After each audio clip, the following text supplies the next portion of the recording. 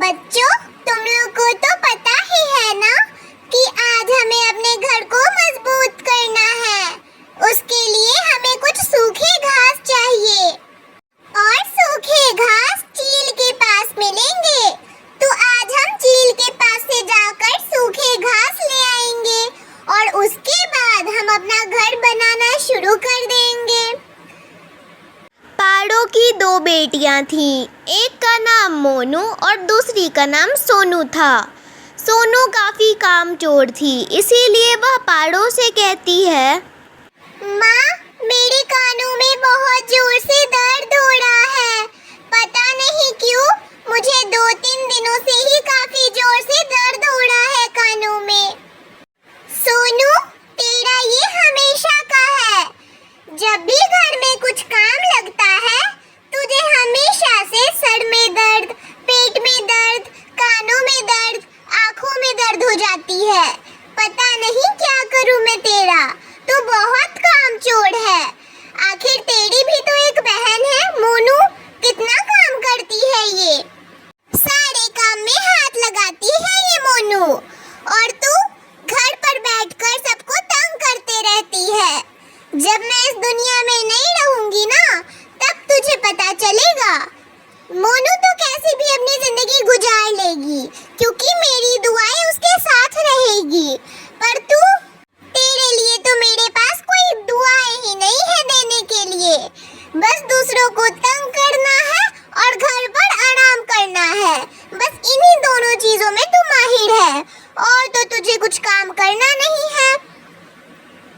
उसके बाद सोनू और उसकी मम्मी घास लेने के लिए बाहर निकल जाते हैं।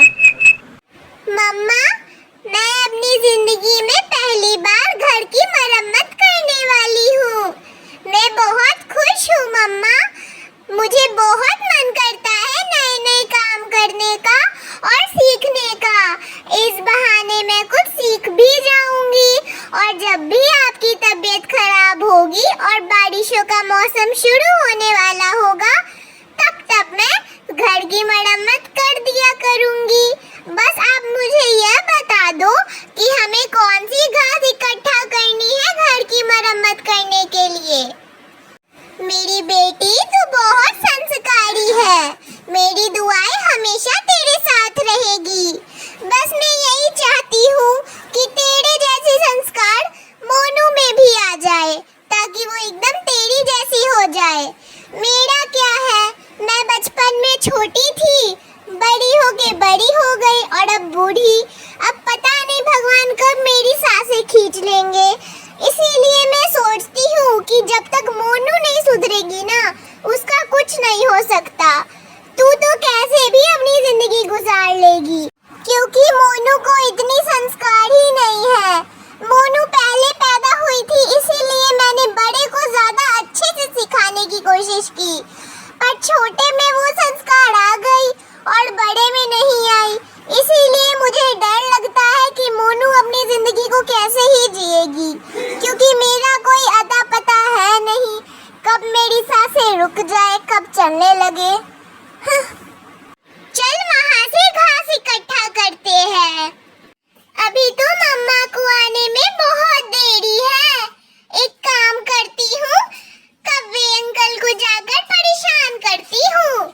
थोड़ी सी शरारत करूँगी और कुछ अच्छा खाने पीने को भी मांग लूँगी। कव्वे अंकल के पास तो भर भर के फल रखे हुए हैं। अमरूद, सेब, केले, कितने अच्छे अच्छे फल हैं उनके पास। आज तो सारे फल खाऊंगी। कव्वे अंकल, अरे ओ कव्वे अंकल, क्या हुआ? क्या हाल है? सब कुछ ठीक है घर में? अरे, ऐसे बात करते हैं बड़ों से? तुम्हें जरा सा संस्कार नहीं है। छोड़ो, मैं किससे संस्कार की बात कर रहा हूँ।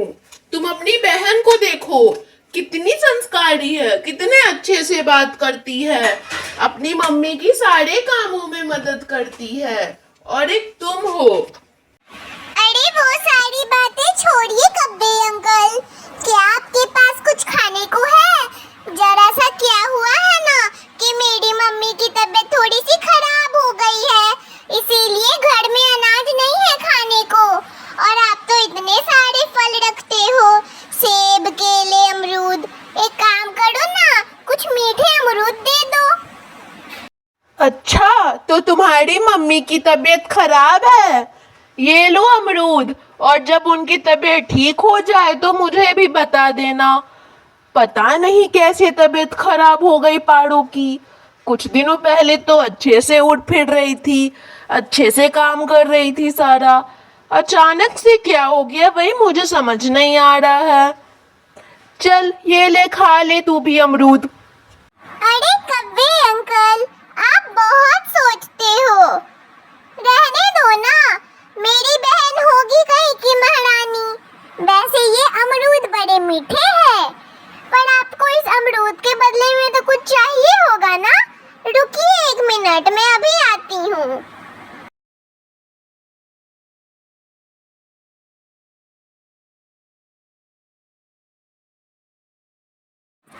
कव्वे अंकल, इतनी मीठी फल के लिए आपके लिए कुछ मीठा इनाम ही ना लाऊंगी। ये लो आपके लिए गुलाब का फूल। ये मैं सबसे पहले मीनू मौसी के घर से तोड़ के लाई हूँ, और मुझे कोई डर नहीं है कि मैंने मीनू मौसी के घर से तोड़ा। आपके लिए गुलाब का फूल तो ले आया। एक बार इसकी सुगंध देखो ना, बहुत मीठी है, जैसे आपने मीठी अमरूद दी थी। काफी मीठी है, मैंने इसे सूंघा, काफी अच्छा महक आ रहा है इसमें से। उसके बाद जैसे ही कौवा उस फूल के सुगंध को सूंघता है, उसे खांसी होने लगती है। और फिर सोनू बोलते हुए कहती है, उल्लू बनाया, बड़ा मजा आया, उल्लू बनाया। कौवा उस फूल को सूंघने के बाद इसलिए खांसने लगता है क्योंकि उस फूल में सोनू ने मिर्ची डाली थी, जिस वजह से कौवे को खांसी होने लगती है।